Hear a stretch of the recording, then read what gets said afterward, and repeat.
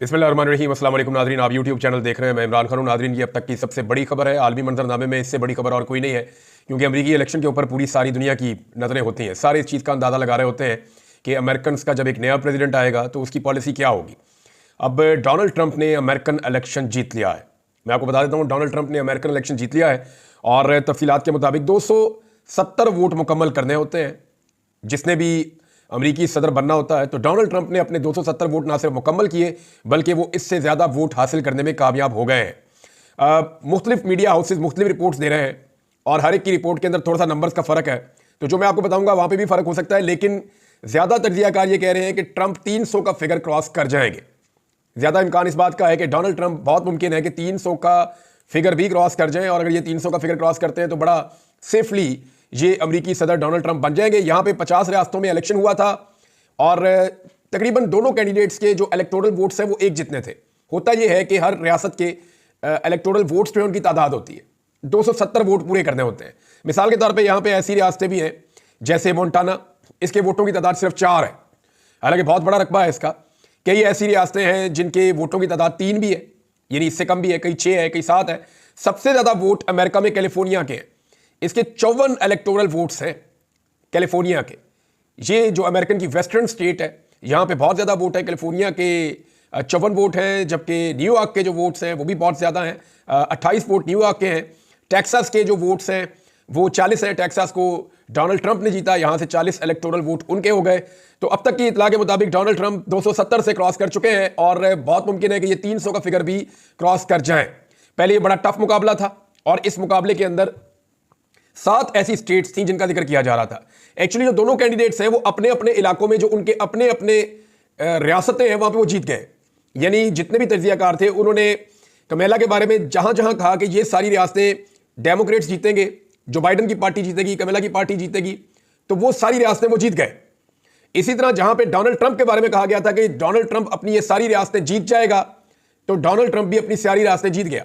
आप देखें अमेरिकन ने कितना जबरदस्त और एक्यूरेट तज्जिया किया था और कितना एक्यूरेट अमेरिका ने अंदाजा लगाया था। अमेरिकन जर्नलिस्ट हैं या अमेरिका के जो इदारे हैं या सर्वे करने वाली कंपनीज हैं, उन्होंने ज़बरदस्त तरीके से एस्टीमेट लगाया था और उन्होंने बताया कि यहाँ यहाँ से ट्रंप जीतेगा और यहाँ यहाँ से कैमला हैरिस जीतेगी। और एग्जैक्टली यही हुआ।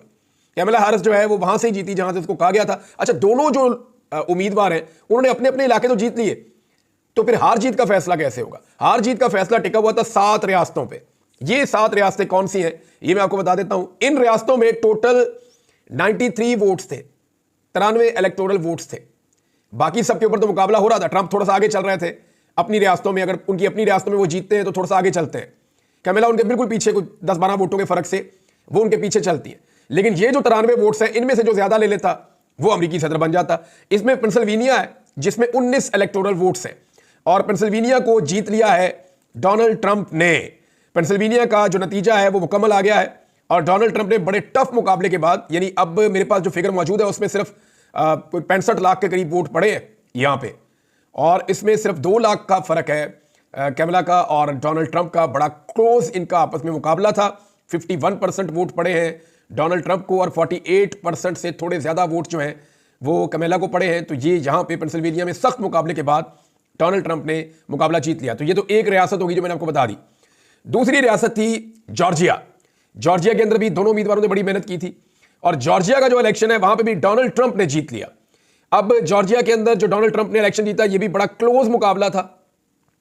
50.7% वोट डोनाल्ड ट्रंप ने लिए, 48.5% वोट जो है वो कैमला ने लिए। तो यहां पे भी लगभग कोई 1,20,000 वोटों के फर्क से डोनाल्ड ट्रंप ने, ठीक ठाक 50 लाख से ज्यादा वोटिंग हुई है और कोई 1-1.5 लाख के फर्क से डोनाल्ड ट्रंप ने जॉर्जिया को भी जीत लिया है। तीसरी एक रियासत है जिसको स्विंग स्टेट कहते हैं या जो फैसला कुन किरदार अदा करती है। इनमें मैंने आपको बताया कि 6 है, 6 में से 2 मैंने 7 है, 7 में से 2 डोनाल्ड ट्रंप ने जीत लिए। मैं तीसरी बता रहा हूं आपको। ये जो तीसरी रियासत है ये नॉर्थ कैरोलिना है और यहां पे भी बड़ा सख्त मुकाबला हुआ। डोनाल्ड ट्रंप फिर जीत गए और उन्होंने 51% वोट यहां पे लिए, जबकि कैमला जो है वो तकरीबन 48% से थोड़ा सा कम उनका वोटिंग टर्नआउट रहा, उनके पास इतने वोट आए। अब यहां पे जो है वो 28,75,000 वोट के करीब डोनाल्ड ट्रंप के हैं और इससे थोड़े कम, यानी आप 27 लाख के आसपास वोट जो हैं वो कैमला हैरिस के हैं। तो नॉर्थ कैरोलिना में भी डोनाल्ड ट्रंप ने फतह का झंडा गाड़ा है। तो ये होगी 3 रियासतें जिनको स्विंग स्टेट्स कहते हैं, या जो फैसला कुन किरदार अदा करती हैं अमेरिकी सदर बनने में। 7 मैं आपको बता रहा हूं, 7 है टोटल। अच्छा, 2 रियासतें जो है वो नॉर्दर्न साइड पे हैं अमेरिका के, और इनमें एक मिशिगन है। इसमें पहले जब रिजल्ट आ रहा था तो बहुत आगे चल रही थी कमला हैरिस, और साथ उसके विस्कॉन्सिन है, जहां पे डोनाल्ड ट्रंप ने पहले से अपनी बढ़तरी बरकरार रखी हुई थी, और इन दोनों में भी डोनाल्ड ट्रंप को फतह हो रही है, वही आगे जा रहे हैं। जबकि 2 रियासतें ऐसी हैं जो मगरबी साइड पे अमेरिका के, वेस्टर्न अमेरिका में है, तो ये एरिजोना और नेवाडा, इन दोनों के अंदर भी डोनाल्ड ट्रंप को अभी तकरीबन फतह हो गई है। बहरहाल डोनाल्ड ट्रंप अमेरिकी सदर बन गए, और इसके असरात पूरी दुनिया के ऊपर आएंगे। दुनिया के ऊपर इसके क्या असरात आएंगे, इस पर एक वीलॉग करेंगे, आपको बताएंगे। पाकिस्तान के ऊपर इसके असरात क्या आएंगे, ये भी मैं आपको बताऊंगा। लेकिन एक चीज तो क्लियर है, पाकिस्तान तहरीक इंसाफ के लोग जो हैं वो डोनाल्ड ट्रंप को सपोर्ट कर रहे थे, जबकि जो हुकूमती कैंप है वो डोनाल्ड ट्रंप को सपोर्ट नहीं कर रहा था। मुस्लिम लीग नून या पीपल्स पार्टी के ताल्लुकात हमेशा से बड़े अच्छे रहे हैं डेमोक्रेट्स के साथ, और इन्होंने अपनी सारी इन्वेस्टमेंट या अपने सारे अंडे इस टोकरी में रखे हुए थे डेमोक्रेट्स वाली में, और डेमोक्रेट्स के ऊपर इनका इंहिसार भी था। माजी में नून लीग जो है वो डेमोक्रेट्स के लिए कंपेन भी करते रहे, हमेशा इनके लिए बातें करते रहे, इनके लिए नेक तमन्नाओं का इजहार करते रहे, और डेमोक्रेट्स के साथ बड़े अच्छे ताल्लुकात रहे हैं मुस्लिम लीग नून के और पीपल्स पार्टी के। तो इस मरतबा ये बिल्कुल खामोशी थी इनके कैंप में, क्योंकि नून लीग को इस बात का आइडिया हो गया था कि अगर इस वक्त डेमोक्रेट्स के साथ खड़े हुए तो ट्रंप के जीतने के इम्कान हैं, और अगर ट्रंप आ गया तो फिर हमारे लिए मुश्किलात ज्यादा बढ़ जाएंगी, तो आ बैल मुझे मार ये वाला काम करना नहीं चाहिए। पाकिस्तान में इसके असरात क्या होंगे, इमरान खान की सियासत पे क्या कोई असर पड़ सकता है, ये बातें बाद में करेंगे। लेकिन कुछ चीजें जो अमेरिकन इलेक्शन के हवाले से बहुत इंपॉर्टेंट हैं। नंबर 1 देखें, डोनाल्ड ट्रंप ने इलेक्शन लड़ा अमेरिकी एस्टेब्लिशमेंट के खिलाफ। कितने बड़े बड़े उनके ऊपर इल्जाम आता है, यानी जो डोनाल्ड ट्रंप के ऊपर पहला बड़ा इल्जाम है, जैसे पाकिस्तान के अंदर 9 मई का इल्जाम है इमरान खान साहब के ऊपर, जो इलेक्शन से पहले उन पर लगा और उसके बाद उनकी पार्टी को तबाह बर्बाद कर दिया गया। बिल्कुल ऐसा ही इल्जाम डोनाल्ड ट्रंप के ऊपर भी है, और यह कहा गया डोनाल्ड ट्रंप ने अटैक किया, उसके हामियों ने अटैक किया। कैपिटल हिल का जो वाकया है वो डोनाल्ड ट्रंप पे डला, और अमेरिकन एस्टेब्लिशमेंट ने डोनाल्ड ट्रंप को और उनके जो हमायती हैं उनको पकड़ा भी। ये लोग जो है इनके ऊपर केसेस भी चले, डोनाल्ड ट्रंप के ऊपर और बहुत सारे केसेस चले, इनके ऊपर रेप के केसेस बनाए गए।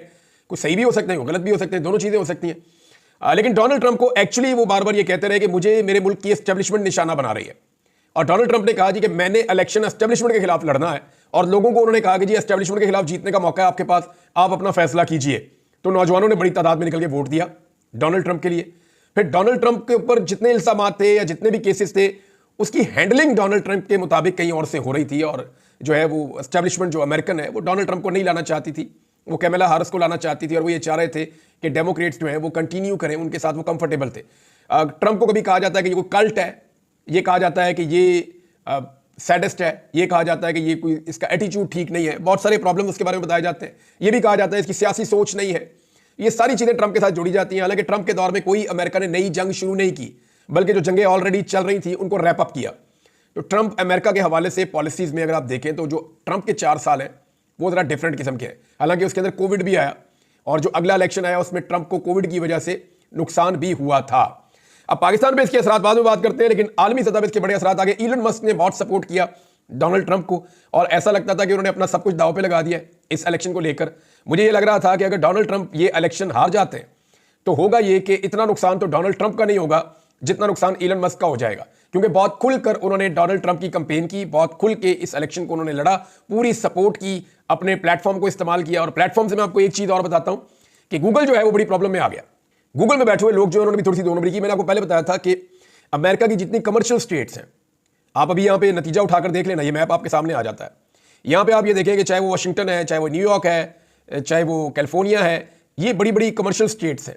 वर्जीनिया है, ये अमेरिका की वो स्टेट्स हैं जहां से बहुत पैसा जनरेट होता है। यहां पे डेमोक्रेट्स तगड़े हैं, तो सारे मीडिया हाउसेज यहां पे हैं, सारे बड़े बड़े जो कंपनीज हैं वो यहां पे हैं। तो उन सबको ये लगता है कि डेमोक्रेट्स को ही जीतना चाहिए, क्योंकि उनके साथ ताल्लुकात हैं और उनकी रियासतों के अंदर वो मजबूत है, लिहाजा वो सब डेमोक्रेट्स के लिए जोर लगाते हैं। इसी तरह गूगल का भी ये प्रॉब्लम हो गया होगा। बहरहाल गूगल ने किया क्या, ये खबर मैं आपको बता देता हूं। गूगल की जानबदारी थी या कोई तकनीकी गलती थी, कुछ तो था इसके अंदर, और अमेरिका में गूगल के सर्च इंजन की बाइकॉट मुहिम शुरू हो गई कि गूगल का बाइकॉट कर दें। ये अमेरिका में मुहिम चली है। गूगल के सीईओ ने ना सिर्फ इसके ऊपर जो है वो वजाहत की, बल्कि अपने स्टाफ को उन्होंने कहा जी आप न्यूट्रल रहें। ये उन्होंने अपने स्टाफ को हदायत भी जारी की है गूगल के सीईओ ने।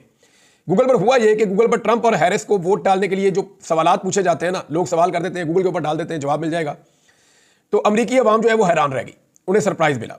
हुआ यह कि ट्रंप के लिए लिंक्स खुल जाते थे कि जी ट्रंप को अगर आपने वोट डालना चाहते हैं कैसे, तो लिंक खुल जाते, लिंक खोलें जी आपको पता चल जाएगा क्या करना है। जबकि कैमला हैरिस को वोट देने के लिए ना सिर्फ लोकेशन, मुकम्मल एड्रेस के जरिए पूरी रहनुमाई का फीचर सामने आ जाता था, यानी वहां सपोर्ट ज्यादा मिल रही थी कैमला हैरिस के लिए। तो गूगल ने वजाहत की है कि यह तकनीकी गलती है, लेकिन अमेरिकी अवाम ने बाइकॉट गूगल की मुहिम शुरू करते हुए मुतबादल सर्च इंजन इस्तेमाल करना शुरू कर दिए। ये अब रिपोर्ट हुआ है। बहरहाल गूगल बहुत बड़ा सर्च इंजन है, दुनिया के अंदर इसका एक नाम है और बड़े ज़बरदस्त सर्विसेज प्रोवाइड करता है। हम जब भी कोई चीज़ सर्च करते हैं गूगल पे ही जाते हैं, लेकिन गूगल जैसा बड़ा इदारा भी, अब अमेरिकन जो है आपको पता है उनके बाइकॉट से बहुत इंपैक्ट आता है और बड़ा इंपैक्टफुल उनका बाइकॉट होता है। तो जनाब अब सिचुएशन ये है कि डोनाल्ड ट्रंप अमेरिका के सदर बन चुके हैं, इसकी अनाउंसमेंट हो गई है और डोनाल्ड ट्रंप ने अपनी जो है वो विक्ट्री स्पीच का ऐलान भी कर दिया है और जल्द डोनाल्ड ट्रंप अपनी विक्ट्री स्पीच करेंगे। पाकिस्तान के अंदर जो है वो बहुत सारे जो हुकूमती नुमाइंदगान है या हुकूमत से रिलेटेड मीडिया है या जो मीडिया हाउसेस पाकिस्तानी गवर्नमेंट को सपोर्ट करते हैं, उनके अंदर एक मायूसी दिखाई देती है। मिसाल के तौर पे अगर जंग अखबार की आप आज की खबर उठाकर देखें, जो जंग की आज की जो मेन पेज है उसके ऊपर उन्होंने खबर लगाई हुई है और उसमें भी उन्होंने लिखा हुआ है कि अमेरिकी पंडितों ने कैमला हैरिस के सदर बनने की पेशगोइयां कर दी। हालांकि ट्रंप वहां पे इलेक्शन जीत गए हैं और ट्रंप को शिकस्त होगी। और इससे पहले उन्होंने कहा 10 सुदूर में से 9 की दुरुस्त पेशगोई करने वाले ने भी यही कहा कि कैमला जीत जाएगी। तो ये सारी चीजें जो है, क्योंकि उन्हें लग रहा था जंग ग्रुप को कि कैमला को जीतना चाहिए, अब ये खबर से ज्यादा ख्वाहिश थी। इसके अलावा जो है वो इन्होंने ऐसी खबरें भी दी कि हार गया तो इसे तस्लीम करने वाला पहला शख्स होगा। क्या ट्रंप को हार नजर आने लगी? इस किस्म की खबरें बहुत ज्यादा पाकिस्तान की मीडिया ने छापी थी, क्योंकि पाकिस्तान का मीडिया हमेशा पाकिस्तान की एस्टेब्लिशमेंट को और पाकिस्तान की हुकूमत को खुश करना चाहता है और उन्हें यह लग रहा था कि शायद पाकिस्तान की एस्टेब्लिशमेंट और पाकिस्तान की हुकूमत इस बात से खुश होगी जब हम ये कहेंगे कि कैमला हैरिस जो है वो इलेक्शन जीत रही हैं और डोनाल्ड ट्रंप हार रहे हैं। हालांकि उनके ऐसा लिखने से वहाँ अमेरिका में कोई फ़र्क नहीं पड़ता, ना वहाँ लोग इनकी ज़ुबान जानते हैं, ना इन अखबारात को या इन मीडिया हाउसेस को वहाँ पे कोई अहमियत है, ना कोई इनको सुनता है, ना कोई इनको देखता है। बहरहाल डोनाल्ड ट्रंप की जीत जो है उसको अब अमेरिका में सेलिब्रेट किया जा रहा है। अब देखना यह है कि क्या ये एक नए दौर का आगाज़ होगा। अमेरिकन पॉलिसीज़ एकदम कभी नहीं बदलती, वो बड़ा ग्रेजुअली बदलती हैं। इसके साथ जो उम्मीदें हैं क्या वो पूरी होंगी या हो सकती हैं, इसके लिए आप इंतज़ार कीजिए। अगले वीलॉग में बताऊंगा कि पाकिस्तान तहरीक इंसाफ की सियासत, पाकिस्तान की सियासत, इमरान खान साहब की सियासत, इमरान खान साहब की जेल और बाकी चीज़ों पे क्या इसके कोई असरात हो सकते हैं। बहरहाल अब तक के लिए इतने अपना ख्याल रखिएगा, अपने इस चैनल का भी। अल्लाह हाफ़िज़।